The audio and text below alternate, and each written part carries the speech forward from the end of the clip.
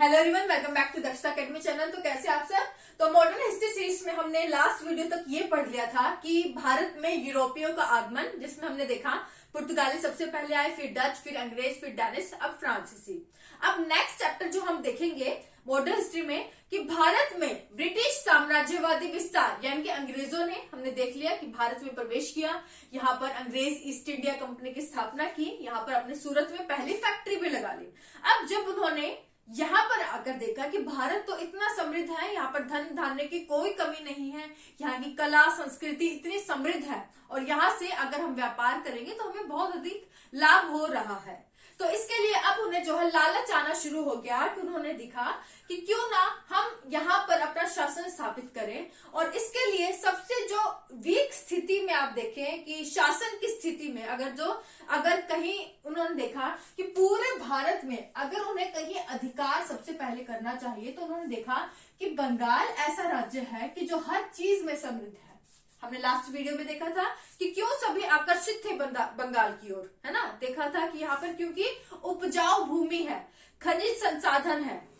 दिल्ली में जहां आपके मुगल शासक है, जिनकी एक मजबूत स्थिति है, वहां से पर्याप्त दूरी यहाँ पर बंगाल में है। और बंगाल में उन्होंने देखा कि यहाँ पर जो है जो शासक यहाँ पर है, यहाँ पर जो बादशाह नियुक्त है, वो इतनी मजबूत स्थिति में नहीं है। तो उन्होंने बंगाल को एक ऐसे राज्य की दृष्टि से देखा कि जहां पर वो अपना जो साम्राज्यवादी विस्तार है वो शुरू कर सकते हैं।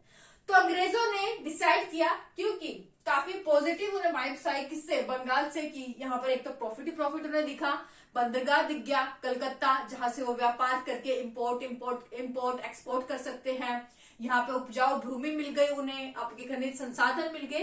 तो ये सभी लाभ को देखते हुए प्लस यहाँ पर राजनीतिक जो शक्ति थी, उन्होंने देखा कि ये तो आपस में ही लड़ झगड़ रहे थे, काफी वीक उन्हें स्थिति दिखी और कैसे उन्होंने राजनीतिक हस्तक्षेप करके यहाँ बंगाल पर अपना शासन स्थापित कर लिया। तो ये सब चीजें आज की वीडियो में हम देखेंगे कि कैसे उन्होंने अपना जो साम्राज्यवादी विस्तार है वो बंगाल राज्य से शुरू कर लिया। तो ये सब आज की वीडियो में हमें देखना है। तो शुरू करें। शुरू करने से पहले एक बात, जल्दी से वीडियो को शेयर कर दे ज्यादा से ज्यादा, और चैनल पर नए हैं तो सब्सक्राइब कर ले। और वीडियो अगर अच्छी लगती है, आपको टॉपिक समझ आ रहा है, तो प्लीज वीडियो को लाइक करना ना भूलें।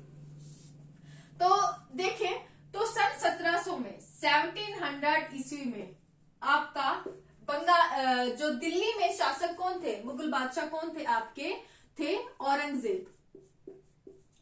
औरंगजेब ने बंगाल में जो दीवान को नियुक्त किया, वो किसे किया, दीवान को नियुक्त किया, और वो दीवान का नाम था जिन्हें बंगाल में नियुक्त किया गया, मुर्शिद कुली खां। मुर्शिद कुली खां। इसके अलावा जो बंगाल में आपके सूबेदार थे वो कौन नियुक्त थे, वो थे आपके अजीमुशाम, सूबेदार अजीमुशाम। तो ये चीज यहां तक आपको पूरा समझ आया।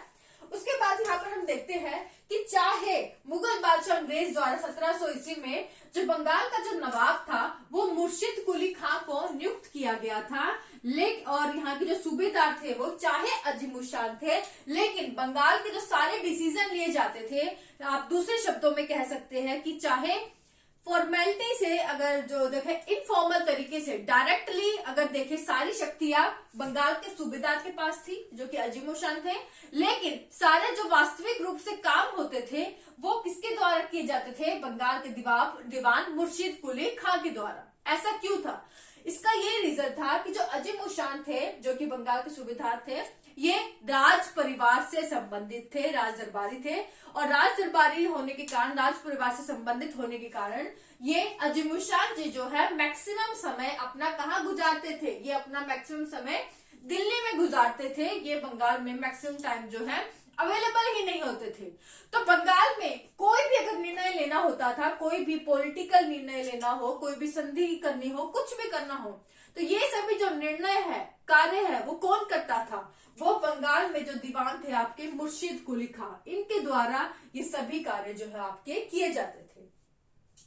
आगे चलकर सन 1700 ईस्वी में, आगे चलकर आपके कब 1717 में आपके मुगल बादशाह कौन आ गए, आपके दिल्ली में नियुक्त हुए फर्रुखशियर 1717 में। और फर्रुखशियर ने 1717 में मुर्शिद कुली खां को क्या है, बंगाल का बादशाह नियुक्त कर दिया। तो जो कि पहले दीवान थे, अब बंगाल का जो वास्तविक जो है बादशाह ही किसे नियुक्त कर दिया गया 1717 में फर्रुखशियर के द्वारा, मुर्शिद कुली खां को बंगाल का जो है बादशाह नियुक्त कर दिया गया। और इसके बाद अब वास्तविक रूप से जो है, पहले जो है फॉर्मेलिटी के लिए ये सब कार्य करते थे, अब वास्तविक रूप से जो सभी कार्य, बंगाल के जो सभी निर्णय हैं वो किसके द्वारा लिए जाने लगे, मुर्शिद कुली खां के द्वारा जो है आपके लिए जाने लगे और ये बंगाल के जो है बादशाह बने। इसके बाद अगर इनके राजस्व संबंधी कार्य के रिलेटेड देखें तो इन्होंने अपने राज्य में देखे उस समय क्या करते थे, इन्होंने जो छोटे जमींदार थे उनका इतना समर्थन नहीं किया, उनका इतना साथ नहीं दिया। जो बड़े जमींदार थे जिनको उन्हें लगता था कि जो राजस्व उनसे वसूली हो सकती है, अच्छा उनसे टैक्स मिल सकता है, अच्छी राज्य वसूली कर सकता है, उन जमींदारों का साथ इन्होंने ज्यादा दिया, उनका समर्थन जो है ज्यादा किया। और यही कारण था कि वहां के जो छोटे जमींदारों ने इनका जो है बंगाल में विरोध भी किया, जिसके चलते मुर्शिद कुली खां ने, जो बंगाल की राजधानी थी उस समय क्या थी, ढाका थी, तो इन्होंने बंगाल की राजधानी को ढाका से क्या बना दिया, मुर्शिदाबाद। तो क्वेश्चन आ सकता है, मुर्शिदाबाद को बंगाल की राजधानी किसके द्वारा बनाया गया, तो नाम से याद रखिएगा, मुर्शिद कुली खां के द्वारा ढाका से, बंगाल की राजधानी ढाका से चेंज करके मुर्शिदाबाद इनके द्वारा जो है बना दी गई। तो ये था मुर्शिद कुली खां के बारे में। मुर्शिद अली कुली खां के बारे में मैंने बताया था कि जो दीवान प्रथा थी जो यहाँ पर थी आपके, कहां पर, बंगाल में, ये खत्म हो गई थी। ये लास्ट दीवान जो है बंगाल में नियुक्त किए गए थे। इसके बाद वहां पर जो शासन था बंगाल में वो वंशानुगत शासन हो गया था कि वंश के अकॉर्डिंग जो है आपके वहां पर जो है नवाब आगे बनने लगे थे। तो अब वहां पर जो है नवाब प्रथा जो है बंगाल में आ गई। तो मुर्शिद कुली खां का अगर हम कार्य देखें, जो कार्यकाल था बंगाल में वो कब से कब तक था, मुर्शिद कुली खां कब बादशाह बने, 1717 में, 1717 से लेकर 1721 तक इन्होंने बंगाल में जो है शासन किया। किसने, मुर्शिद कुली खां के द्वारा, मुर्शिद कुली खां। तो 1717 से लेकर 1721 तक तो है जो है मुर्शिद कुली खां ने बंगाल में जो है आपका शासन किया। उसके बाद मुर्शिद कुली खां के बाद जो है आपके बंगाल में जो आगे नवाब आए वो कौन कौन आए, वो आए आपके शुजाउद्दौला,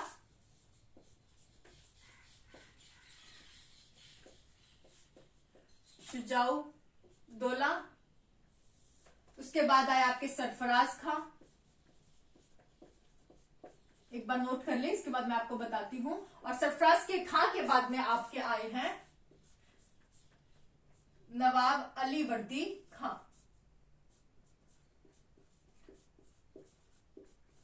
नवाब अली वर्दी खां जिनका शासन आपका कब से कब था, 1740 से 1756 के बीच में। अब सुन ले, ये सब मैंने जो बताया, जो अभी लिखा है, अब इसके बारे में सुन ले। मुर्शिद कुली खां बंगाल के बादशाह बने 1717 में, उसके बाद 1721 तक रहे। उसके बाद बंगाल में आपके जो है अगले नवाब थे शुजाउद्दौला ने। उसके बाद शुजाउद्दौला के बाद आए सरफराज खां। इनके बारे में कुछ याद करने का ज्यादा नहीं है। सरफराज खां के बाद आए आपके अली वर्दी खां, जिनका शासन काल था आपके 1740 से लेकर 1756 तक। और यहाँ तक यानी कि नवाब अली वर्दी खां के शासन काल तक जो है बंगाल काफी धन धान्य से समृद्ध हो चुका था। नवाब अली वर्दी खां ने जो है आपका बंगाल का जो शासक है, बंगाल का जो राज्य है, इतनी ऊंचाइयों तक पहुंचा चुका था, इतनी ऊंचाइयों तक इन्होंने बंगाल राज्य को पहुंचा दिया था कि सभी यूरोपीय जो है उनकी कोशिश थी कि ना अब बंगाल राज्य में जो है अपना जो है पैर जमाए जा सके, चाहे वो अंग्रेज हो, डच हो, पुर्तगाली हो, सभी चाहते थे कि बंगाल में जो है हम अपना पैर जमा लें। तो इसी संदर्भ में हम देखेंगे कि अलीवर्दी खान के दौरान जो है आपका जो बंगाल राज्य इतना समृद्ध हो चुका था कि सभी आसपास के जितने भी आपके जो क्षेत्र थे, इसके अलावा जो यूरोपीय आए, भारत में आए, सभी की यही कोशिश थी कि बंगाल राज्य में अपना शासन स्थापित किया जाए। उसके बाद अलीवर्दी खां अगर हम देखें तो मैं पहले बताया था कि मुर्शिद कुली खां के बाद ही जो नवाब प्रथा आ गई थी और ये लास्ट दीवान थे जो कि नियुक्त किए गए थे। इसके बाद बंगाल में वंशानुगत शासन आपका आ गया था। अलीवर्दी खां के कोई बेटा नहीं था, इनके सिर्फ जो है आपकी 3 बेटियां थी जिसमें से जो तीसरी बेटी थी आपकी, तीसरी बेटी का जो है बेटा था आपका सिराजुद्दौला। कौन? सिराजुद्दौला, जिन्हें बंगाल का अगला नवाब बनाया गया। अगले नवाब थे बंगाल के नवाब सिराजुद्दौला, जिनका शासनकाल पहले लिख ले, उसके बाद डिस्कस करते हैं। जिनका शासनकाल था 1756 से 1757, सिर्फ 1 साल का शासनकाल रहा। और इन्हें जो इनके शासनकाल की बात करें तो सिर्फ 1 साल का शासनकाल इनका रहा। ऐसा क्यों? क्योंकि जैसे ही सिराजुद्दौला जो है नवाब बने तो बंगाल में जो है आंतरिक जो कलह था वो शुरू हो गया था। जैसे ही जो सिराजुद्दौला जो है आपके नवाब बने, बंगाल की राजनीति में जो है अगले जो सगे संबंधी थे उनमें ही आपस में जो है संघर्ष की स्थिति बन गई थी। ऐसा क्यों था? क्योंकि जो अलीवर्दी खां की 3 बेटियां थी और उनमें से जो तीसरी बेटी थी, उनके बेटे को इन्होंने नवाब बनाया था सिराजुद्दौला। तो बाकियों के मन में तो चिढ़ स्वाभाविक थी कि हमें नवाब क्यों नहीं बनाया गया। इसी संदर्भ में जो है उनके सगे संबंधियों के द्वारा ही सिराजुद्दौला के अगेंस्ट जो है चाले चलने लग गए। वो सारे उनके अगेंस्ट जो है विरुद्ध हो गए, उनके अगेंस्ट जो है षड्यंत्र रचने लगे और इसी में जो है सिराजुद्दौला फंस गए। क्योंकि जो ऐसा विरोधी जो हमें पहले से ही दिखता है, दूर का विरोधी, हमें पता है वो दुश्मन है हमारा, उससे लड़ना हमारे लिए एक बार के लिए आसान हो जाता है कंपैरेटिवली ऐसे विरोधियों से, ऐसे दुश्मनों से लड़ना कि जो हमारे आसपास ही हो, जो हमारे सगे संबंधी हो, जिनके बारे में हमें पता भी नहीं है कि ये हमारा दुश्मन है। तो ऐसे दुश्मन से लड़ना जो है कंपैरेटिवली मुश्किल है। किसके कंपैरिजन? ऐसे दुश्मनों से लड़ना कि जिनके बारे में हम पहले से पता है कि ये तो हमारे दुश्मन है ही, अंग्रेज हमारे दुश्मन है ही, जो दूर बैठे हैं। तो उनसे तो हमें पता है क्योंकि कि हमें दुश्मन है तो हम पहले ही दूर रहेंगे। लेकिन उन दुश्मनों को क्या करें जो हमारे आसपास ही है, जिनसे हम घिरे हुए हैं, जो कि हमारे सगे संबंधियों के रूप में है। तो यही हाल था आपका सिराजुद्दौला का, जिसके कारण सिर्फ उनका जो कार्यकाल हम देखते हैं 1756 से 1757 तक का है। तो इनके जो षड्यंत्र था, सगे संबंधियों ने इनके खिलाफ षड्यंत्र रचना जो है शुरू कर दिया था और यही कारण है कि अंग्रेजों ने भी अब बंगाल को एक वीकर स्थिति में देखा, एक कमजोर स्थिति में देखा और अंग्रेजों ने बिना नवाब के परमिशन लिए, बिना सिराजुद्दौला के जो है परमिशन लिए बंगाल में किलेबंदी शुरू कर दी। अब देख लो, अंग्रेजों की इतनी हिम्मत हो गई कि बंगाल के नवाब से, सिराजुद्दौला से परमिशन लिए बिना, इनसे कुछ पूछे बिना उन्हें बंगाल की किलेबंदी जो है शुरू कर दी। अब स्वाभाविक है, अब नवाब को थोड़ा तो गुस्सा आएगा, थोड़ा क्या पूरा गुस्सा आएगा कि आप मेरे ही राज्य की किलेबंदी कर रहे हो, मुझसे आप पूछे बिना ये काम कर रहे हैं। तो सिराजुद्दौला ने जो है अपना हमला कर दिया अंग्रेजों पर, स्वाभाविक था। और हमले के दौरान जो है इन्होंने जो है अपना कलकत्ता पर जो है हमला कर दिया और कलकत्ता पर हमला करके इन्होंने फोर्ट विलियम को, क्या है, फोर्ट विलियम को अपने अधिकार क्षेत्र में कर लिया। किसको? फोर्ट विलियम को।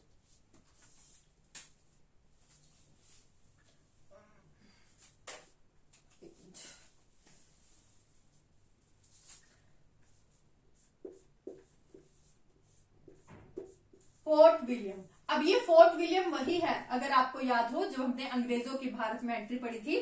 फोर्ट विलियम जो कि सुल्तानती कोलकाता और गोविंदपुर, इन तीनों को मिलाकर अजीमुशान ने ये तीनों क्षेत्र आपके अंग्रेजों को दिए थे। और सुल्तानती, गोविंदपुर, कोलकाता अजीमुशान के द्वारा ब्रिटिश को दिए गए थे उपहार स्वरूप। और इन तीनों को मिलाकर जॉब चौनोक ने नाम दिया था फोर्ट विलियम, और फोर्ट विलियम को ही आगे जो है कलकत्ता नाम जो है दिया गया था। और इसी फोर्ट विलियम पर सिराजुद्दौला, क्योंकि उन पर गुस्सा आया हुआ था कि आप जो है बंगाल की मुझसे पूछे भी नहीं, मतलब मुझे पता ही नहीं है और आपने मेरे ही जो राज्य की आप किलाबंदी कर रहे हो और मुझे इस बारे में कुछ पता ही नहीं है। तो उन्होंने जो है अंग्रेजों पर, क्योंकि कलकत्ता पर जो है आपका इन आक्रमण कर दिया और फोर्ट विलियम को जो है अपने कब्जे में वापस जो है सिराजुद्दौला ने ले लिया।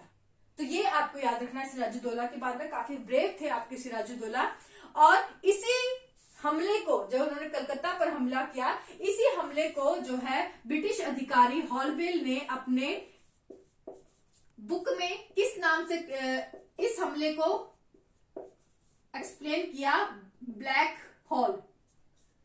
तो ब्लैक होल के नाम से इस हमले को जो है, जो ब्रिटिश थे, अंग्रेज अधिकारी थे हॉलवेल, इन्होंने अपनी बुक में कहा कि ये जो हमला था उन्होंने ब्लैक होल के नाम से बोला और कहा कि जो ये ब्लैक होल है, यानी कि सिराजुद्दौला ने क्या किया, जब कलकत्ता पर हमला किया और अंग्रेजों से फोर्ट विलियम को अपने अधिकार में ले लिया, इस हमले में उन्होंने जो है 146 जो आपके ब्रिटिश कैदी थे उनको एक छोटे से कमरे में बंद कर दिया। और कमरा कितना था? इतना छोटा था जो 18 फुट उसकी लंबाई होगी और 14 फुट उसकी चौड़ाई होगी। आप सोचिए, इतने छोटे कमरे में इनके अनुसार, इनके अकॉर्डिंग, इनके वर्डिंग की अगर बात करें तो हॉलवेल ने लिखा कि इतने छोटे कमरे में सिराजुद्दौला ने 146 जो आपके ब्रिटिश कैदी थे इनको एक कमरे में बंद कर दिया। और अगले दिन जब उस कमरे को खोल के देखा तो उसमें सिर्फ कितने जो है ब्रिटिश कैदी बचे थे?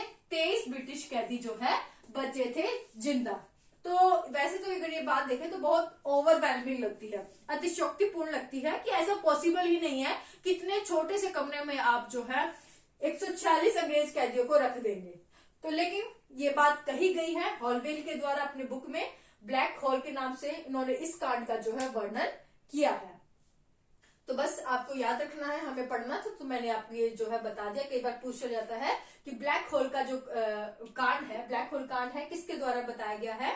तो हॉलवेल ने ये कांड के बारे में वर्णन किया है अपनी बुक में। तो सिराजुद्दौला ने फोर्ट विलियम को अपने अधिकार में ले लिया। अब अंग्रेज चुप बैठने वाले बिल्कुल नहीं थे कि उन्होंने कहा कि फोर्ट विलियम तो हमें अजीमुशान के द्वारा लिया था, उन्होंने जो है सुल्तानती कोलिकाता और गोविंदपुर 3 क्षेत्र हमें दिए थे उपहार में, उन तीनों को मिलाकर हमने फोर्ट विलियम बनाया था और आपने उस फोर्ट विलियम को हमसे ले लिया, वापस ले लिया। तो वापस तो लेंगे सिराजुद्दौला, अब गुस्सा आएगा तो हमला करेंगे और वापस तो लेंगे ही। क्यों? क्योंकि आप उनके किले, जो आपके राज्य की अगर आप किलाबंदी करोगे तो ये तो स्वाभाविक होना ही था। लेकिन अंग्रेज चुप बैठने वाले नहीं थे। अंग्रेजों का एक दल क्लाइव के नेतृत्व में चला। कहां से? मद्रास से। कहां से? मद्रास से। यहाँ पर आपका मद्रास से आपका बंगाल की ओर जो है रवाना हो गया अंग्रेजों का एक टुकड़ी। और वो किसके नेतृत्व में? क्लाइव के नेतृत्व में। बहुत चालाक आदमी थे क्लाइव, जो है बहुत कनिंग थे, बहुत चालाक आदमी थे। तो क्लाइव के नेतृत्व में मद्रास से एक टुकड़ी बंगाल की ओर जो है रवाना हो गई और उन्होंने जो है बंगाल में जाकर विद्रोह किया। सिराजुद्दौला से इनकी लड़ाई हुई और इन्होंने जो है ये जो अंग्रेज की एक टुकड़ी क्लाइव के नेतृत्व में मद्रास से बंगाल की ओर आई थी, इन्होंने जो है उस युद्ध में सिराजुद्दौला से जो फोर्ट विलियम है वापिस ले लिया। तो जीत कर इन्होंने जो है यहाँ पर सिराजुद्दौला की हार हुई और इन्होंने जो है क्लाइव के नेतृत्व में जो अंग्रेज टुकड़ी यहाँ पर आई थी, इन्होंने वापिस जो है सिराजुद्दौला से फोर्ट विलियम को प्राप्त किया। और अब जो है अंग्रेजों ने, इन्होंने क्लाइव के नेतृत्व में यहाँ पर इनको अंग्रेज की जो स्थिति है वो थोड़ी मजबूत भी हो गई थी। और अब इन्होंने सोचा कि ठीक है, अब हमारी जो है पूरी कोशिश रहेगी कि थोड़े टाइम में हम पूरे बंगाल राज्य पर अपना कब्जा कर ले। तो क्लाइव ने क्या किया? क्लाइव ने अब देखा कि जो सिराजुद्दौला के जितना उनको राज दरबार उन्होंने देखा, पूरा एनालाइज किया और उन्होंने उस राज दरबार में जो उनके सैनिक थे, उनके सेनापति थे, उनके जो सगे जो मेन अधिकारी थे, उनको अपनी सेना में, अंग्रेजों की जो सेना थी उसमें धीरे धीरे शामिल करना शुरू कर दिया, जिसमें मेन थे आपके सिराजुद्दौला के सेनापति मीर जाफर जो कि सिराजुद्दौला के सेनापति थे। उनको क्लाइव ने अपनी तरफ कर लिया, चाहे ये सेनापति जो है सिराजुद्दौला के थे, लेकिन मीर जाफर ने इन्हें अपनी तरफ जो है कर लिया था। और यही कारण था क्योंकि इन्होंने काफी फूट डाल दी थी क्लाइव ने, उनके जो मेन अधिकारी थे उनको, क्योंकि क्लाइव ने अपनी तरफ कर लिया था। और यही मेन रीजन है कि आगे चलकर जो है सिराजुद्दौला को जो है अंग्रेजों से जो है आपका हारना भी पड़ा था। तो यही मेन जो है रीजन था, और इन्हें जो है आपसी जो कलह का शिकार जो है आपके सिराजुद्दौला हो गए थे। तो इस तरह से अगर आप देखें तो क्लाइव के नेतृत्व में जो टुकड़ी आपके बंगाल आई, इन्होंने युद्ध करके वापस सिराजुद्दौला से आपका फोर्ट विलियम यहाँ पर ले लिया, और यहाँ पर अपनी जो अंग्रेजों की एक मजबूत स्थिति, बंगाल राज्य के थोड़े से क्षेत्र में अपनी मजबूत स्थिति बना ली। और आगे चलकर हम देखेंगे कि प्लासी के युद्ध में, बक्सर की लड़ाई में किस तरह पूरे बंगाल राज्य में अंग्रेजों ने अपना शासन जो है स्थापित कर लिया। तो ये था आज की वीडियो में। आगे हम नेक्स्ट वीडियो में देखेंगे बंगाल में किस तरह से जो प्लासी युद्ध हुआ आगे यहाँ पर, क्योंकि क्लाइव के नेतृत्व में हम देखेंगे प्लासी युद्ध होगा। आपका जो सेनापति है, जो मीर जाफर है, जिन्हें अपनी तरफ इन्होंने क्लाइव ने कर लिया, क्लाइव किस तरह से प्लासी युद्ध के बाद सेनापति मीर जाफर को एक मजबूत स्थिति में यहाँ पर बना देते हैं, एक शासक यहाँ पर बनाएंगे। तो ये सब हम आगे की वीडियो में देखेंगे। तो पूरी उम्मीद करती हूँ कि आपको ये समझ में आ गया होगा कि किस तरह से अंग्रेजों ने मौके का फायदा उठाते हुए बंगाल में अपनी स्थिति को मजबूत किया था, किस तरह से उन्होंने अपनी जगह जो है यहाँ पर सुनिश्चित कर ली थी। तो आगे का जो वीडियो है, आगे की वीडियो में हम पूरा और देखेंगे कि किस तरह से यहाँ पर प्लासी की लड़ाई हुई, यहाँ पर आपके बक्सर की लड़ाई हुई, और किस तरह धीरे धीरे अंग्रेजों ने बंगाल के साथ भारत के अन्य राज्यों, मैसूर में, पंजाब में, मराठा में जो क्षेत्र है, उन क्षेत्रों में भी अपनी जो स्थिति है मजबूत कर ली थी। तो आज के लिए बस इतना ही। वीडियो अगर अच्छी लगे, समझ आई है तो प्लीज लाइक करें, शेयर करें, चैनल पर नए हैं तो सब्सक्राइब कर लें। Thank you so much. Next video में हम प्लासी युद्ध के बारे में पढ़ेंगे, आगे क्लाइव ने कैसे प्लासी युद्ध लड़ा, ये सब हम नेक्स्ट वीडियो में देखेंगे। Thank you so much.